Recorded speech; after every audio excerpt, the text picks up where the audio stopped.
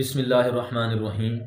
الصلاۃ والسلام علیک یا سیدی یا رسول اللہ وعلی آلک وصحابک یا سیدی یا حبیب اللہ۔ ایک دن آپ صلی اللہ علیہ وسلم غار حرا کے اندر عبادت میں مشغول تھے کہ بالکل اچانک غار میں آپ کے پاس ایک فرشتہ ظاہر ہوا۔ یہ حضرت جبریل علیہ السلام تھے جو ہمیشہ خدا عز و جل کا پیغام اس کے رسولوں تک پہنچاتے رہے ہیں۔ فرشتے نے ایک دم کہا کہ پڑھیے۔ آپ نے فرمایا کہ میں پڑھنے والا نہیں ہوں۔ فرشتے نے آپ کو پکڑا اور نہایت گرم جوشی کے ساتھ آپ سے زوردار معانقہ کیا، پھر چھوڑ کر کہا پڑھیے۔ آپ نے پھر فرمایا کہ میں پڑھنے والا نہیں ہوں۔ فرشتے نے دوسری مرتبہ پھر آپ کو اپنے سینے سے چمٹایا اور چھوڑ کر کہا کہ پڑھیے۔ آپ نے پھر وہی فرمایا کہ میں پڑھنے والا نہیں ہوں۔ تیسری مرتبہ پھر فرشتے نے آپ کو بہت زور کے ساتھ اپنے سینے سے لگا کر چھوڑا اور کہا کہ اقرأ بسم ربک الذی خلق خلق الانسان من علق اقرأ وربک الاکرم الذی علم بالقلم علم الانسان ما لم یعلم۔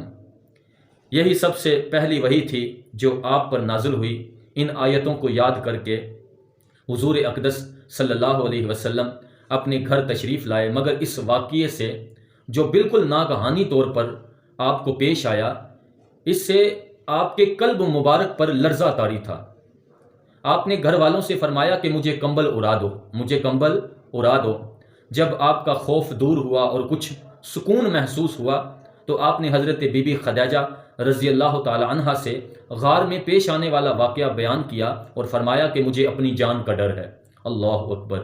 یہ سن کر حضرت بی بی خدیجہ نے کہا کہ نہیں، ہرگز نہیں، آپ صلی اللہ علیہ وسلم کی جان کو کوئی خطرہ نہیں ہے۔ خدا کی قسم، اللہ تعالیٰ کبھی بھی آپ کو رسوا نہیں کرے گا۔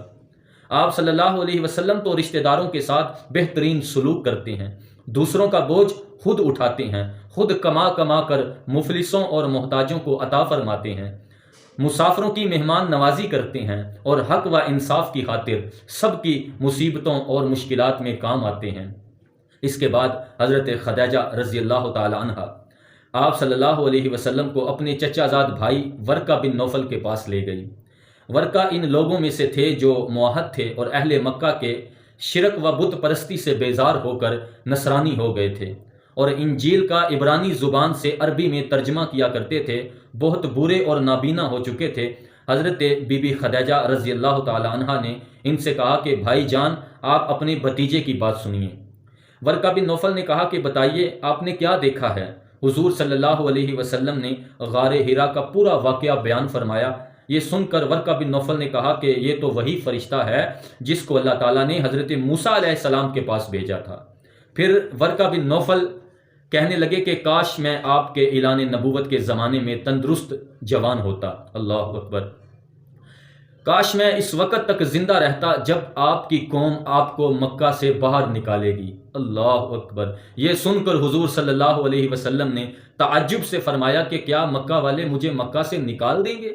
اللہ اکبر۔ تو ورقہ بن نوفل نے کہا جی ہاں، جو شخص بھی آپ صلی اللہ علیہ وسلم کی طرح نبوت لے کر آیا، لوگ اس کے ساتھ دشمنی پر کمر بستہ ہو گئے۔ اللہ اکبر۔ اس کے بعد کچھ دنوں تک وحی اترنے کا سلسلہ بند ہو گیا اور حضور صلی اللہ علیہ وسلم وحی کے انتظار میں مضطرب اور بے قرار رہنے لگے، یہاں تک کہ ایک دن حضور صلی اللہ علیہ وسلم کہیں گھر سے باہر تشریف لے جا رہے تھے کہ کسی نے یا محمد صلی اللہ علیہ وسلم کہہ کر پکارا۔ آپ نے آسمان کی طرف سر اٹھا کر دیکھا تو یہ نظر آیا کہ وہی فرشتہ حضرت جبریل علیہ السلام جو غار میں آیا تھا، آسمان و زمین کے درمیان ایک کرسی پر بیٹھا ہوا ہے۔ یہ منظر دیکھ کر آپ صلی اللہ علیہ وسلم کے قلب مبارک میں ایک خوف کی کیفیت پیدا ہو گئی اور آپ مکان پر آ کر لیٹ گئے اور گھر والوں سے فرمایا کہ مجھے کمبل اڑا دو، مجھے کمبل اڑا دو۔ چنانچہ آپ صلی اللہ علیہ وسلم کمبل اوڑھ کر لیٹے ہوئے تھے کہ ناگہاں آپ صلی اللہ علیہ وسلم پر سورہ مدثر کی ابتدائی آیات نازل ہوئی اور رب تعالیٰ کا فرمان اتر پڑا کہ یا ایھا المدثر قم فانذر وربک فکبر وثیابک فطہر والرجز فہجر، یعنی اے بالا پوش اوڑھنے والے کھڑے ہو جاؤ، پھر ڈر سناؤ اور اپنے رب ہی کی بڑائی بولو اور اپنے کپڑے پاک رکھو اور بتوں سے دور رہو۔ ان آیات کے نزول کے بعد حضور صلی اللہ علیہ وسلم کو خداوند قدوس نے دعوت اسلام کے منصب پر مامور فرما دیا، اور آپ خداوند تعالیٰ کے حکم کے مطابق دعوت حق اور تبلیغ اسلام کے لیے کمر بستہ ہو گئے۔ وآخر دعوانا ان الحمد للہ رب العالمین۔